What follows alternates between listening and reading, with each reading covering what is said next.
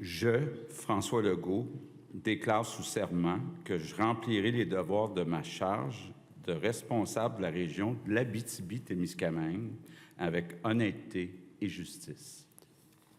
Bonsoir tout le monde, ici André Audet pour vos informations régionales. Eh bien, on vient de l'entendre, le premier ministre François Legault qui s'est officiellement nommé ministre responsable de la région en marge de son remaniement ministériel qui a eu lieu cet après-midi.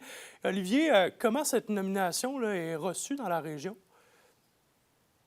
Eh bien, André, je vous dirais que c'est reçu de différentes façons. Les citoyens qu'on avait rencontrés ce matin avaient de grandes attentes par rapport à cette situation. Ils espéraient qu'un député de la région soit nommé ministre responsable. Du côté du président de la conférence des préfets de la MRC d'Abitibi-Témiscamingue, Jean-Claude Bégin, on qualifie cette nomination de prudence, mais il mentionne également qu'elle est symbolique. Il pense que la région sera en mesure de pouvoir être mieux écoutée. On rappelle que la semaine dernière, il avait mentionné lors de l'exclusion de Pierre Dufault du caucus CAQIS, un manque de considération de la part du gouvernement pour la région. Alors que de son côté, le président de la Chambre de commerce et d'industrie de Rouyn-Noranda voit cette nomination d'un bon œil. Là, Stéphane Brown qui voit donc une manière d'accéder directement à la tête du gouvernement. On souhaite que le premier ministre investisse chez nous, mais c'est certain qu'on aurait souhaité tout de même avoir un ministre issu de notre territoire qui connaît les enjeux, mais avoir le premier ministre, c'est certain que on va être entendu, mais ce qu'on souhaite le plus, c'est d'être compris. C'est certain qu'il y a beaucoup de dossiers qui ont été amenés à la table dans les dernières années, et puis on n'a pas eu beaucoup de réponses par les ministres qui étaient en place.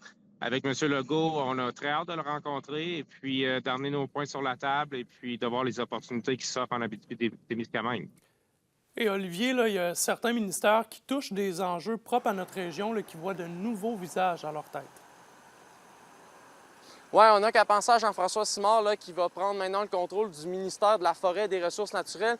Il succède à Maïté Blanchet-Vézina qui a été écartée du Conseil des ministres. On le sait qu'au cours des dernières semaines, les négociations entourant le nouveau régime forestier ont fait couler beaucoup d'encre. Il y a également Donald Martel qui va remplacer André Laforêt au niveau du ministère de l'Agriculture.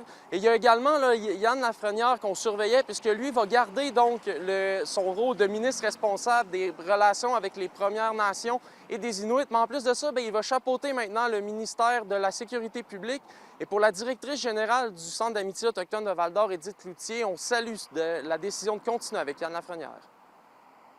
C'est une continuité. Je pense qu'il y a des grands enjeux qui nécessitent un bon leadership du gouvernement pour parler avec les Premières Nations sur l'enjeu de la forêt notamment. Donc, je pense que dans le contexte, c'est une sage décision de maintenir le même ministre dans ces dialogues et ces discussions-là. André, François Legault n'a pas mentionné lors de son assermentation de quelle façon il voyait ses nouvelles responsabilités en tant que ministre responsable de la région. Bien, on va surveiller comment il va jongler avec tout ça. Merci beaucoup, Olivier.